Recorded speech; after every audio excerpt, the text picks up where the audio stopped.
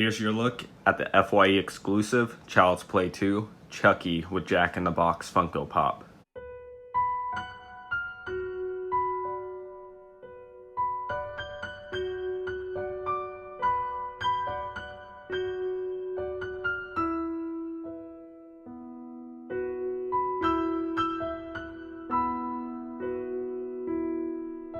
Okay, so this Funko Pop is based off the poster for Child's Play 2, as you can see.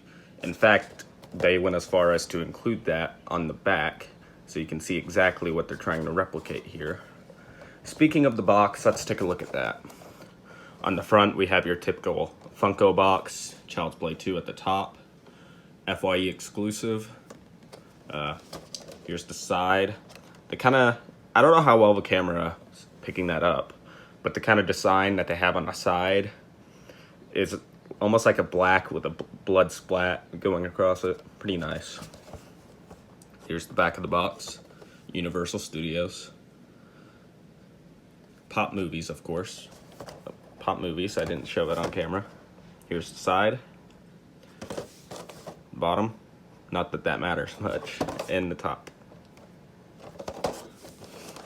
So let's open this up and get a look at this. Now, given the area that I live in, I do not have FYEs around me, and my sister actually saw this and picked it up for me while she was on vacation, which was very kind of her. Here's the inside box flap right up, and you can see it's actually called Chucky with Scissors. Very nice.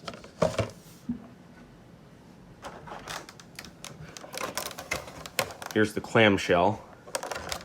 They almost did like a sandwiching situation with it, where it's two different clamshells put together, which is kind of interesting, but peeling this apart will unsheath the figure, if you will.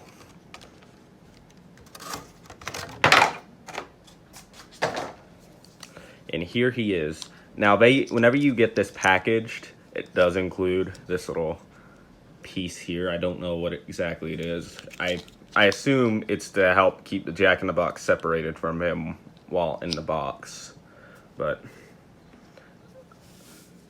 And here he is. Certainly a very detailed figure. Now, part of me expected the Jack in the Box to be a separate piece, but no, it's all one big piece.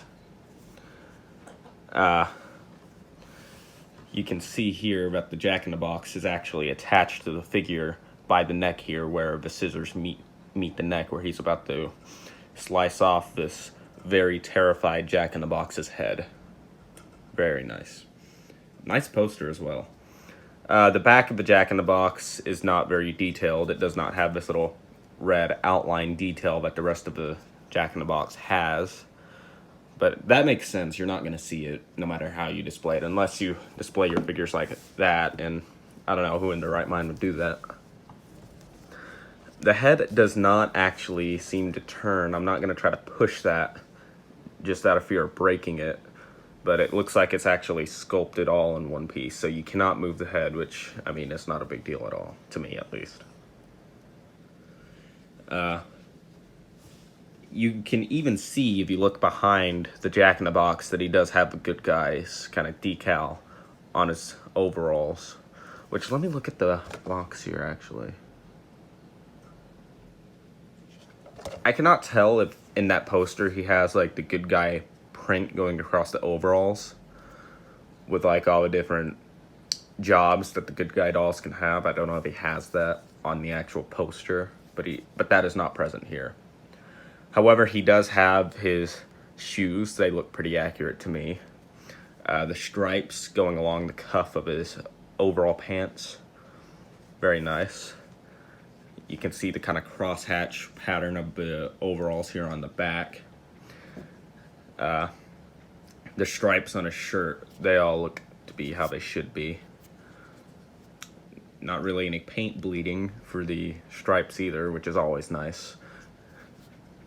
The stance of the legs is also very nice. Instead of having them just kind of static and straight standing, they kind of put him in a pose where you see what I mean. And do forgive my setup. I am currently in my kitchen. I hope to improve my setup in the future, but this is what we got for now. Let's take a look at his face sculpt. You can see he's got a sculpted nose there, which is kind of weird because I don't think Pops usually do have noses. It's the mouths that they don't usually have. Anyway, you can see he's got a nice big pair of angry indentations sculpted outwards to signify that he's kind of frustrated or pissed off about something, as Chucky usually is. The eyebrows are very screen accurate with the individual lines instead of being full eyebrows, just like the good guy dolls have. Rather than having full eyebrows, there's just lines to signify it. Granted, as the movies go on, he tends to get fuller eyebrows as he becomes more human, along with like a receding hairline. Speaking of the hair sculpt is very nice on this one. You can see all the different strands going down. You can see where he's kind of parted his hair to his left, our right, going across there, just to keep it out of his face, I guess. Yeah, Chucky, you need a haircut, buddy. Little bit of paint bleeding on the hair here, which granted that will vary from figure to figure. Yeah, I'm overall happy with Chucky's face sculpt here. He looks just like he should as a Funko Pop. Now let's take a look at the Jack-in-the-Box. The face of the Jack-in-the-Box is very well done for how small it is. You can see the individual pieces of hair are painted in a nice bold red. He's got some smaller eyebrows there. No paint bleeding on this, surprisingly. Red nose.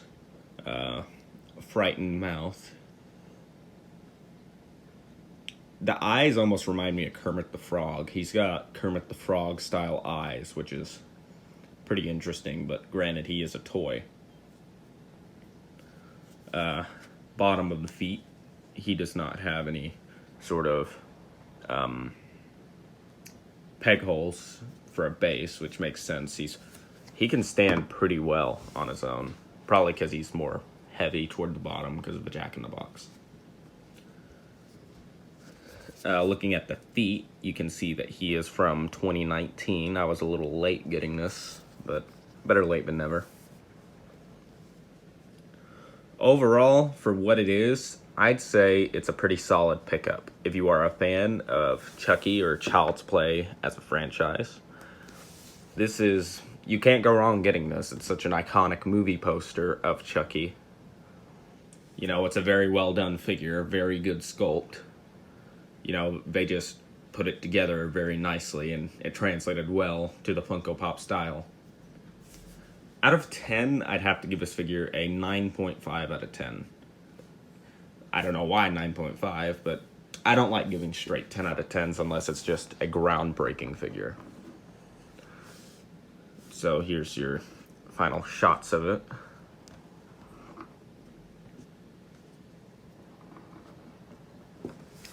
And there's the figure. If you enjoyed this video, be sure to give it a like.